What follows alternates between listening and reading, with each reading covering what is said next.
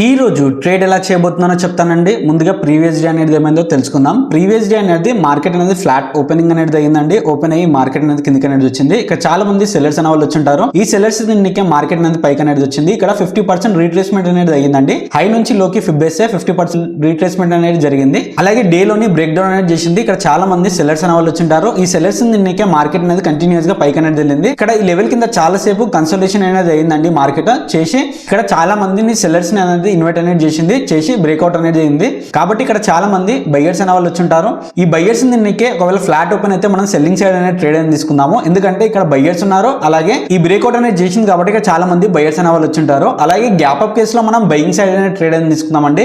ఎందుకంటే ఇక్కడ మార్కెట్ అనేది సెంటిమెంట్ అనేది చేంజ్ చేయడానికి ట్రై చేస్తుంది. ఇక్కడ ఉన్న బయ్యర్స్ కి మంచి ప్రాఫిట్ అనేది కనిపిస్తుంది. అలాగే ఈ బ్రేక్అవుట్ చేయగానే చాలా మంది బయ్యర్స్ అనే వాళ్ళు వచ్చుంటారు. ఈ బయ్యర్స్ గిటంగా మంచి ప్రాఫిట్ అనేది కనిపిస్తుంది. కాబట్టి వీలైన అనేది మనం టార్గెట్ అనేది చేయలేము. కాబట్టి కంటిన్యూస్ గా ఇది పైకి వెళ్ళే ఛాన్సెస్ అనేవి ఉన్నాయి. అలాగే గ్యాప్ డౌన్ కేసులో మనం సెల్లింగ్ సైడ్ అనేది ట్రేడ్ అనేది తీసుకుందామండి. ఎందుకంటే ఇక్కడ ఉన్న బయ్యర్స్ కి స్టాప్ లాసెస్ అనేది హిట్ అవుతాయి. కాబట్టి మార్కెట్ అనేది కిందకి అనేది రావచ్చు. వెయిట్ చేద్దాం, మార్కెట్ అనేది స్టార్ట్ కాబోతుంది. ఇక్కడ ఉన్న ఈ లెవెల్స్ అనేవి చాలా ఇంపార్టెంట్ అండి. ఈ లెవెల్స్ అనేవి ప్రతిరోజు నేను బ్యాంక్ నిఫ్టీలో సెన్సెక్స్ లో డ్రా చేసి టెలిగ్రామ్ ఛానల్లో పోస్ట్ అనేది చేస్తూ ఉంటాను. ఇంకా ఎవరైనా జాయిన్ కాకపోతే వెళ్ళి జాయిన్ అనేది అవ్వండి. వెయిట్ చేద్దాం, మార్కెట్ అనేది స్టార్ట్ కాబోతుంది. ఇక్కడ చూడండి, మార్కెట్ అనేది స్టార్ట్ అయిందండి. గ్యాప్ అప్ అనేది ఓపెన్ అయింది. ఓపెన్ అయ్యి ఈ లెవెల్ ని బ్రేక్ డౌన్ అనేది చేసింది. కాబట్టి ఇక్కడ చాలా మంది సెల్లర్స్ అనే వాళ్ళు వస్తారు. ఒకవేళ ప్రైస్ అనేది దీని పైకి అనేది వెళ్ళింది అనుకోండి, మనం బయింగ్ సైడ్ అనేది ట్రేడ్ అనేది తీసుకుందాము. లేదంటే మార్కెట్ కిందికి వెళ్ళింది అనుకోండి, మనం సెల్లింగ్ సైడ్ అనేది ట్రేడ్ అనేది తీసుకుందాము. వెయిట్ అనేది చేద్దాము. ఇక్కడ చూడండి, నేను ఎంట్రీ అనేది ప్లాన్ అనేది చేస్తున్నానండి. ఇక్కడ ఈ క్యాండిల్ అనేది బ్రేక్అవుట్ అనేది అయ్యి ఉంటే నేను బయింగ్ సైడ్ ట్రేడ్ అనేది తీసుకునేటోని,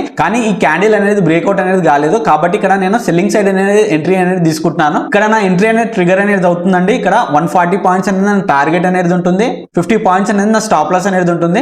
వెయిట్ చేద్దాం, టార్గెట్ లేదా స్టాప్ లాస్ తీసుకోవడానికి ట్రై చేద్దాం. ఇక్కడ చూడండి, market almost stop loss hit అవ్వడానికి వచ్చిందండి. కానీ ఇక్కడ స్టాప్ లాస్ అనేది హిట్ కాలేదు. ఇక్కడ చూడండి, నా టార్గెట్ అనేది హిట్ అయిందండి. ఇక్కడ ఓన్లీ మనము ఈ బయ్యర్స్ ని టార్గెట్ చేయడానికి మనం ఎంట్రీ అనేది ప్లాన్ అనేది చేసామండి.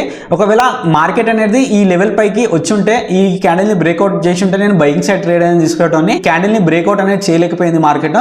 కాబట్టి ఇక్కడ నేను సెల్లింగ్ సైడ్ అనేది ట్రేడ్ అనేది తీసుకున్నాను. ఇక్కడ నా టార్గెట్ అనేది హిట్ అయింది. ఇలాంటి చార్ట్ ట్రేడింగ్ కాన్సెప్ట్స్ గురించి లైక్ చేసి సబ్స్క్రైబ్ చేయండి.